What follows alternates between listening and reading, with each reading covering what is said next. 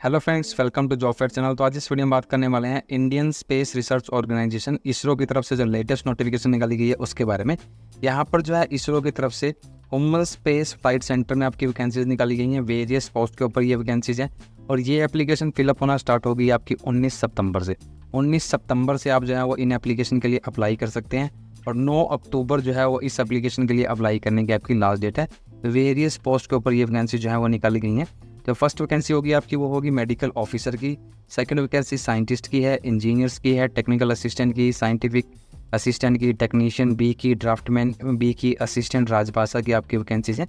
Various field में ये vacancy जो है वो निकाली गई हैं। तो फर्स्ट वैकेंसी है वो है हमारी मेडिकल ऑफिसर की। मेडिकल ऑफिसर की वैकेंसीज में एविएशन मेडिसिन में आपकी वैकेंसी है, 1 वैकेंसी है। ये वैकेंसी अनरिजर्व है और इसके लिए आपके पास जो है MD इन एविएशन मेडिसिन में होना चाहिए।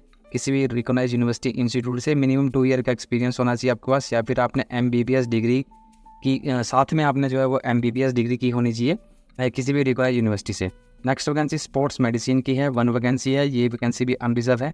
इसके लिए भी आपने जो है वो MD इन स्पोर्ट्स मेडिसिन में किया होना चाहिए किसी भी रिकॉग्नाइज यूनिवर्सिटी से, 2 ईयर का आपके पास एक्सपीरियंस होना चाहिए।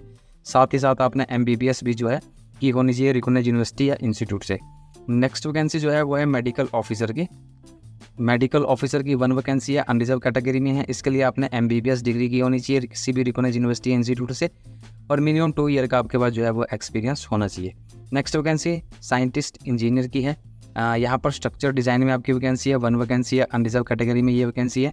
इसके लिए आपने जो है वो ME या फिर MTech की होनी चाहिए स्ट्रक्चर इंजीनियरिंग में, सिविल इंजीनियरिंग में इक्विवेलेंट में, और साथ ही साथ आपने जो है वो BE BTech जो है इन एनी डिसिप्लिन में की होनी चाहिए। नेक्स्ट वैकेंसी जो है वो है आपकी इंस्ट्रूमेंटेशन इंजीनियरिंग में। 2 टोटल वैकेंसी हैं, दोनों वैकेंसी अनरिजर्व है। इसके लिए भी आपने जो है वो ME MTech की होनी चाहिए इंस्ट्रूमेंटेशन इंजीनियरिंग में या फिर इक्विवेलेंट में। साथ ही साथ आपने जो है BE BTech in any discipline में जो है वो की होनी चाहिए। नेक्स्ट वैकेंसी जो है वो है सेफ्टी रिलायबिलिटी इंजीनियर की इंजीनियरिंग में, 1 वैकेंसी है। ये वैकेंसी भी अनरिजर्व है। इसके लिए आपने जो है वो ME MTech की होनी चाहिए सेफ्टी में, रिलायबिलिटी में, इंजीनियरिंग में और इक्विवेलेंट में। BE BTech भी साथ में आपने की होनी चाहिए इन एनी डिसिप्लिन में। नेक्स्ट वैकेंसी जो है वो है industrial production, industrial management, industrial engineering में। 3 टोटल वैकेंसी हैं, तीनों वैकेंसी जो है वो अनरिजर्व कैटेगरी में है।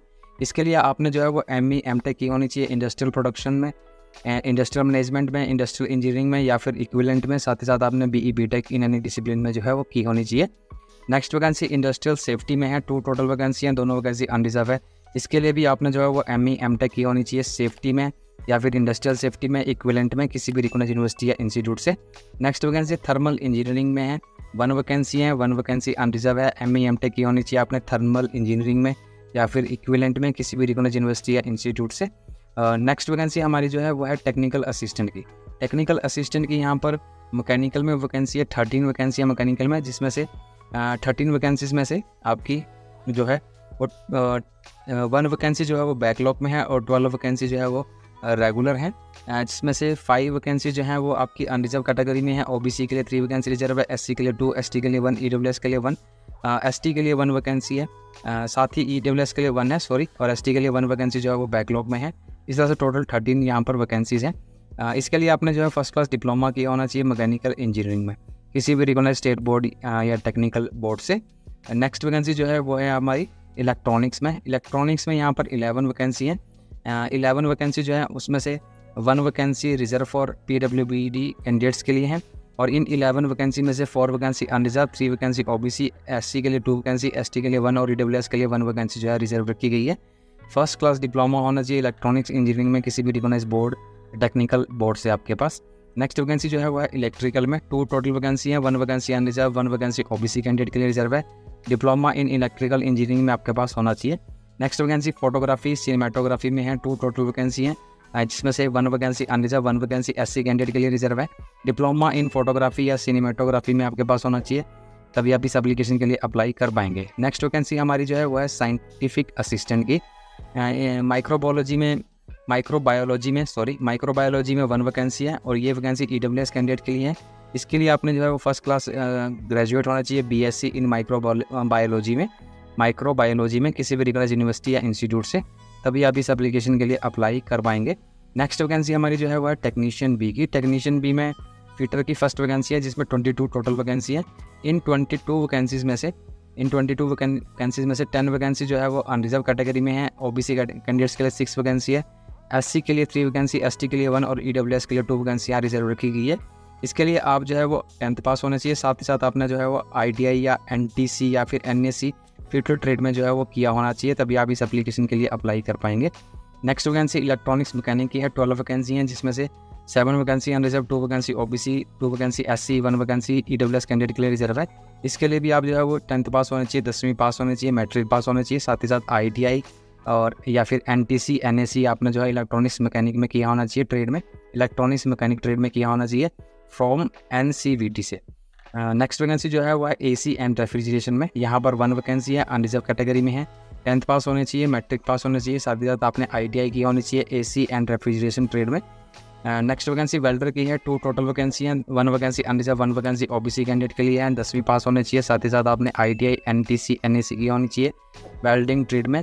नेक्स्ट वैकेंसी मैकेनिस्ट की है, 1 वैकेंसी है, अनरिजर्व कैटेगरी में है, मैट्रिक पास होने चाहिए और मैकेनिक्स ट्रेड में आपके पास जो है वो ITI होनी चाहिए। नेक्स्ट वैकेंसी इलेक्ट्रिकल में है, 3 टोटल वैकेंसी हैं, 2 वैकेंसी अनरिजर्व और 1 वैकेंसी SC कैंडिडेट के लिए रिजर्व है, मैट्रिक पास होना चाहिए और ITI की होनी चाहिए आपने इलेक्ट्रिकल ट्रेड में। एंड नेक्स्ट वैकेंसी टर्नर की है, 1 वैकेंसी है, अनरिजर्व कैटेगरी में है, 10th पास होने चाहिए और टर्नर ट्रेड में आपने जो है वो ITI NTC NSC की होनी चाहिए। नेक्स्ट वैकेंसी ग्राइंडर की है, 1 वैकेंसी है, 1 वैकेंसी अनरिजर्व कैटेगरी में है, 10वीं पास होने चाहिए, 10th पास होने चाहिए, मैट्रिक पास होने चाहिए, आप ITI NTC NSC की होनी चाहिए आपने ग्राइंडर ट्रेड में, तभी आप इस एप्लीकेशन के लिए अप्लाई कर पाएंगे। नेक्स्ट वैकेंसी हमारी जो है वो है हमारी ड्राफ्टमैन बी में। ड्राफ्टमैन बी में यहाँ पर ड्राफ्टमैन मैकेनिकल में फर्स्ट वैकेंसी है, टोटल 9 वैकेंसी है जिसमें से 5 vacancy unreserved, 2 vacancy OBC, 1 vacancy SC और 1 वैकेंसी EWS कैंडिडेट के लिए रिजर्व है। इसके लिए आप जो है वो मैट्रिक पास होना चाहिए, 10वीं पास होना चाहिए, ITI की होनी चाहिए आपने या फिर NTC NSC की होनी चाहिए ड्राफ्टमैन मैकेनिकल में, तभी आप इस एप्लीकेशन के लिए अप्लाई कर पाएंगे। नेक्स्ट वैकेंसी ड्राफ्टमैन सिविल की है, 4 यहाँ टोटल वैकेंसी हैं जिसमें से 1 वैकेंसी अनरिजर्व, 2 वैकेंसी OBC और 1 वैकेंसी SC कैंडिडेट के लिए रिजर्व है, 10वीं पास होने चाहिए और ड्राफ्टमैन सिविल ट्रेड में आपने जो है वो ITI NTC या फिर NSC की होनी चाहिए, तभी आप इस एप्लीकेशन के लिए अप्लाई कर पाएंगे। नेक्स्ट वैकेंसी जो है वो असिस्टेंट राजभाषा की है, असिस्टेंट राजभाषा की टोटल वैकेंसी जो है वो है 4 जिसमें से 2 वैकेंसी अनरिजर्व, 1 वैकेंसी OBC और 1 वैकेंसी SC कैंडिडेट के लिए रिजर्व है। इसके लिए आपने जो है ग्रेजुएशन की होनी चाहिए मिनिमम 60% मार्क्स के साथ या फिर CGPA होना चाहिए 6.32 ऑन ए 10 पॉइंट स्केल, तभी आप इस एप्लीकेशन के लिए अप्लाई कर पाएंगे। नेक्स्ट वैकेंसी असिस्टेंट राजभाषा की है, 1 वैकेंसी है और ये वैकेंसी अनरिजर्व कैटेगरी में है, सेम क्वालिफिकेशन है, ग्रेजुएट होना चाहिए मिनिमम 60% मार्क्स के साथ और CGPA 6.32 on A 10 point scale, तभी आप इस एप्लीकेशन के लिए अप्लाई कर पाएंगे। एज लिमिट जो रखी गई है मेडिकल ऑफिसर के लिए मिनिमम 18 साल के आप होने चाहिए, मिनिमम 18 साल के और मैक्सिमम 35 ईयर यहाँ रखी गई है। मेडिकल ऑफिसर SC के लिए 35 ईयर मैक्सिमम एज लिमिट है। साइंटिस्ट इंजीनियर के लिए 30 ईयर जो है वो मैक्सिमम एज लिमिट है, 18 साल की मिनिमम और 30 साल मैक्सिमम एज लिमिट है। टेक्निकल असिस्टेंट के लिए 35 ईयर मैक्सिमम एज लिमिट है, टेक्निकल असिस्टेंट के लिए 35 जो है वो मैक्सिमम एज लिमिट है, 18 साल के आप मिनिमम होने चाहिए।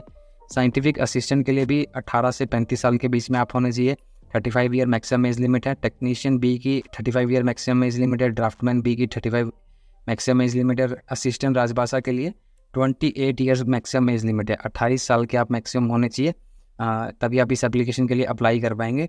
ये जो आपकी एज लिमिट रखी गई है, अगर आप रिजर्व कैटेगरी से बिलोंग करते हैं तब आपको एज रिलैक्सेशन यहाँ प्रोवाइड किया जाएगा। जैसे SC/ST कैटेगरी से हैं तो 5 ईयर की, OBC कैटेगरी से हैं तो 3 ईयर की और PWPD कैटेगरी से हैं तो एज़ पर गवर्नमेंट रूल आपको जो है वो एज रिलैक्सेशन यहाँ प्रोवाइड किया जाएगा।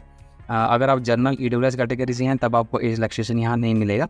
अगर आपने अप्लाई करना है तो आप इस लिंक पे क्लिक कर सकते हैं या फिर इस लिंक को कॉपी कर सकते हैं। ये ऑफिशियल लिंक है www.isro.gov.in/currentopportunities.html। यहाँ पर जाके आप जो है वो ऑनलाइन मोड से इस एप्लीकेशन के लिए अप्लाई करेंगे। 19 सितंबर से ये एप्लीकेशन फिलअप होना स्टार्ट हो चुकी है और 9 अक्टूबर जो है वो इस एप्लीकेशन के लिए अप्लाई करने की लास्ट डेट है। 9 अक्टूबर 2024 तक आप जो है वो इस एप्लीकेशन के लिए अप्लाई कर सकते हैं। 9 अक्टूबर 2024 इस एप्लीकेशन के लिए अप्लाई करने की लास्ट डेट है। इस एप्लीकेशन के लिए जो आपकी फ़ीस लगेगी, अगर आप 1 से 14 के बीच में अप्लाई करने वाले हैं, जो पोस्ट कोड है 1 से 14 तक आप अगर अप्लाई कर रहे हैं तो आपके जो एप्लीकेशन फ़ीस है वो 250 रुपीज़ है। ठीक है। पर सभी कैंडिडेट्स को जो है स्टार्टिंग में 750 रुपीज़ जो है वो पे करने पड़ेंगे, 750 रुपये आपको देने पड़ेंगे। जब आप जो है वो अपीयर होंगे रिटन टेस्ट में, इंटरव्यू में जो भी ये रखेंगे उसमें अगर आप अपीयर होंगे तब आपको जो है वो कुछ पैसे जो है रिफ़ंड कर दिए जाएंगे। 750 पूरे के पूरे 750 रुपीज़ जो है वो वुमेन, SC ST PWBD और एक्स सर्विसमैन कैंडिडेट जो हैं उनको रिफ़ंड हो जाएंगे।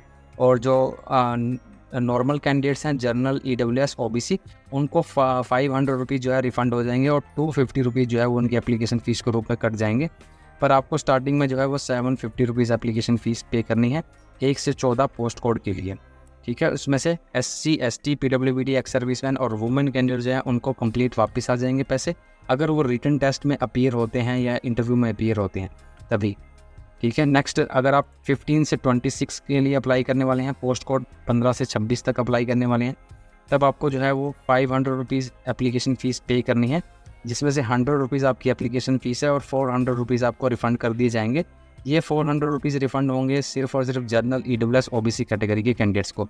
500 पूरे के पूरे रिफ़ंड कर दिए जाएंगे वुमेन, SC ST PWBD और एक्स सर्विसमैन को जब वो अपीयर होंगे। यहाँ पर आपने देख सकते हैं, processing fees will be refunded only to candidate who appear in the written test. Written test में अपीयर होने पर ही आपको जो है वो पैसे रिफंड होंगे, वरना आपको पूरे के पूरे पैसे ही कट जाएंगे आपके। इस नोटिफिकेशन का लिंक जो है डिस्क्रिप्शन बॉक्स में दिया गया है, वहाँ जाके आप कंप्लीट नोटिफिकेशन जो है उसे डिटेल में चेक कर सकते हैं अगर आप इस एप्लीकेशन के लिए अप्लाई करने वाले हैं। यह एप्लीकेशन फॉर्म जो है वो इसरो की तरफ से निकाला गया है। ISRO, Indian space research organisation और ह्यूमन स्पेस फ्लाइट सेंटर में ये आपकी वैकेंसी जो है वो निकाली गई है। इसरो की तरफ से बेंगलुरु में ये वैकेंसीज़ हैं, वेरियस पोस्ट के ऊपर ये वैकेंसीज़ हैं। नोटिफिकेशन का लिंक डिस्क्रिप्शन बॉक्स में दिया गया है, डाउनलोड करके आप चेक कर सकते हैं। तो आज की वीडियो में इतना ही। वीडियो अच्छा लगे तो लाइक, शेयर, और अगर आप मेरे इस चैनल पर नहीं हैं तो चैनल को सब्सक्राइब जरूर करें। Thank you and have a nice day.